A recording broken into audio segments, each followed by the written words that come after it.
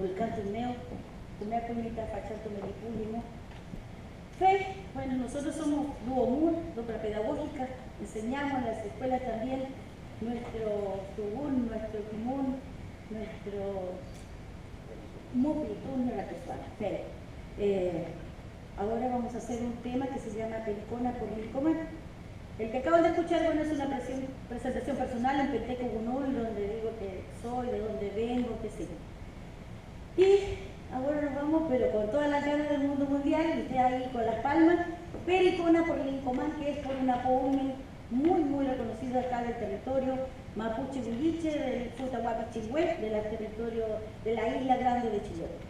Y esto es una versión también de San Juan de la Costa, la Manca Chilef, Luis Chilef, que no es la misma versión que a lo mejor habrán escuchado, pero también es la de él, la que hizo con el corazón y la que la presta cada vez que nosotros nos presentamos. ¿Feliz? Así que, Manunear y está Pachán, muy bienvenidos y gracias por estar aquí. Vale.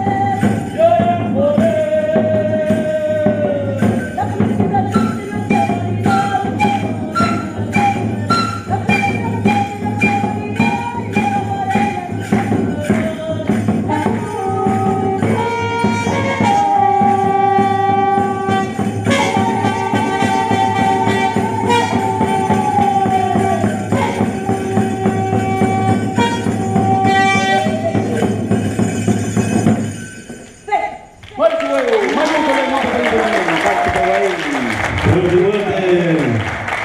un aplauso.